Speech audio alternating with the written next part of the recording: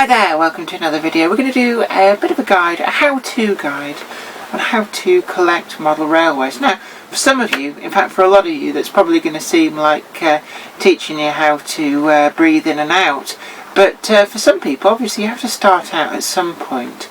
And in this day and age, model shops are actually few and far between. So it's not like when I was a child and you could walk into any one of 3 or 4 model shops in any one town centre and buy model railway stuff. Now you have to know where to look. And one of the best places to start is to have a look in the magazines that you can buy from newsagents such as W.H. Smith's and others as well. But I've got a selection here of old magazines. So we've got Railway Modeller, probably one of the oldest ones that's still on the go. There's also Model Rail, which is a magazine that's been about since, I think it's about mid to late 1990s. But I do particularly like this magazine, if only because it just happens to be one that one of my models is in. So ding! And also we have Hornby magazine. This again is one of the newer crop of magazines, but essentially all of these magazines give you much the same thing. You've got inspirational layouts, so you'll have a write-up and photo review of various layouts, and they can be very good for giving you inspiration and ideas of what you yourself can do with your model railway. And also tips as well in these on how to build things, how to weather things, how to paint things, how to scratch build as well, which is quite useful. Lots of hints and tips, invaluable source of information in these. And sometimes also there's articles about prototypical running, if that's your sort of thing, or even signalling, all manner of things. But within these magazines as well, you'll find a lot of adverts for not just models for sale and model shops, but also for model railway shows that are held all over the country. In fact, to be honest, pretty much every weekend of the year you could probably find at least one model railway show to go to.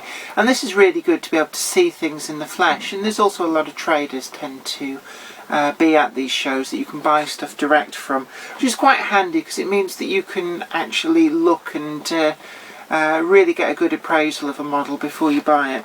And it really gives you a good idea of what's available, what you can get, where the shops are that you can get these things from, and also gives you contact details to be able to get stuff mail ordered. There's also sales and wants at the back, which will give you a direct way of getting in contact with individuals who are wanting to buy things or who are selling stuff as well. So it's a really good resource to start with. Just to be able to find some of the materials that you need. And some of the really useful stuff is stuff that you won't really find in every model shop. Some model shops do specialise, so it's always worth being able to hunt around. I mean, if you're starting out from scratch and you've not inherited anything, you're not building on a prior collection, then you have to ask yourself which direction you want to go. Do you want a model railway that you just run? Is it something for perhaps younger children to make them interested in the hobby? In which case there's a lot of ready-made model railways in a box, almost train packs, that can be got not just from Hornby but also from Bachmann. And these will include a locomotive, some wagons or coaches, the controller needed to control everything, and some track to run it on. And it's basically everything you need to get up and running. But these tend to be aimed more for the toy market in a lot of instances.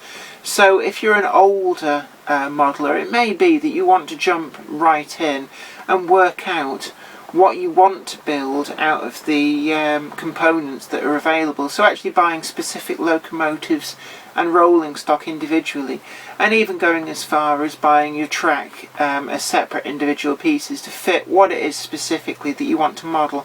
But that's something that really, if you have a clear view of what you want to do, it's good to start there. But if not, then maybe it is a good idea to start off with one of the basic track packs and use that as an inspiration starting point to build from, because all of these things can be added to quite readily.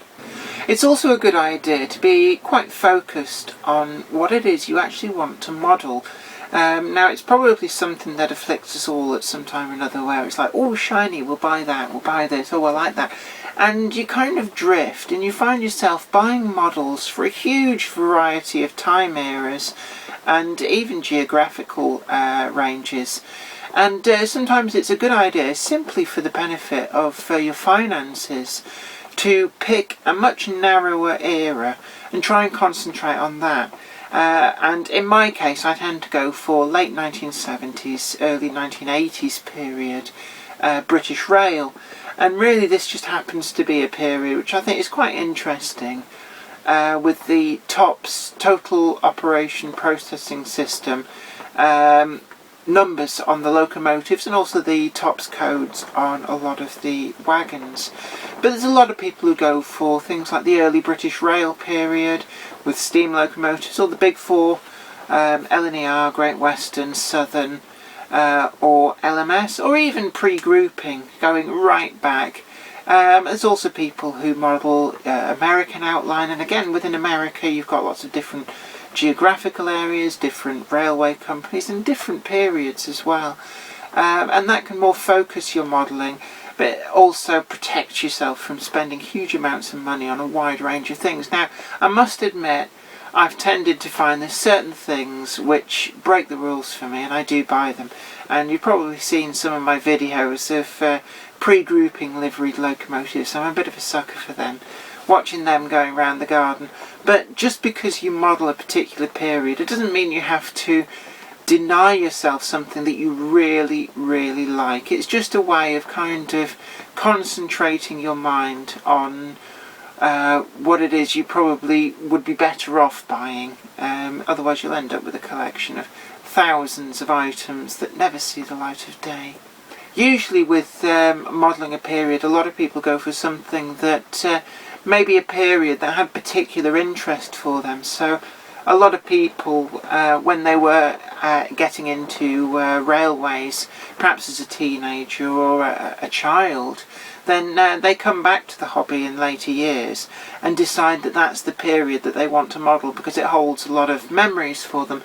And there's also some people who just find a particular era very interesting. They think maybe that there was a lot more going on the railway that's of more interest from an operational and modelling point of view than maybe what's happening now. But likewise, there's a lot of people who want to model the very current scene because they want to model what they can go out and see in person out there. So really the choice is entirely down to you. As you've already found, because you must have done because you found this video, there's a lot of videos on YouTube, not just my fantastic medley of videos covering a wide variety of subjects, but also I think there's some other people out there who do stuff as well that can be very informative, and also you can look at lots of other people's models and see how they've done things and get some good ideas from them. There's also Model Railway Fora out there, and one of the biggest, one that I'm a member of, is RM Web, and that's somewhere that you can talk about various things, find out about new models that are coming out, also get hints and tips from other modelers, and just generally get information and talk to other like-minded people. But there's a lot of other fora out there, and there's some which are geared up for more specific niche markets. So there's fora out there for people who like to model narrow gauge railways, particular things like 009 and 016.5. But also there's fora for people who specifically want to do larger gauge railways, live steam railways, and stuff that runs in the garden, even up to some quite big stuff. So it's all out there. A quick bit of Google foo on a search engine will probably find you anywhere more than a dozen or more fora that you can go and have a look, have a dip in, and just read what other people are talking about. Okay, so I hope this video has been quite useful to you. A bit of a how-to guide of how you get started collecting model railways. And be you want to run stuff, build stuff, collect stuff, or do something just a little bit different from everybody else, there's hopefully a lot of good information in this video that will point you on your way, if indeed you haven't already found out some of that information for yourself already. Anyway, this is me, Jenny Kirk, saying best of luck with your project out there. Whatever it may be, you take very good care of yourself, and as the winter weather rolls on in, I'm sure we can find lots of things to do in the great indoors. But also I'm looking forward to a bit of snow actually, because I want to see how these things do with the snowplough on the front. But until then, watching the skies with bated breath. I don't know, bated breath, it always sounds like you've been eating like bait, and bait smells a bit fishy, and I digress. You take good care of yourself. This is me, Jenny Kirk, saying bye for now.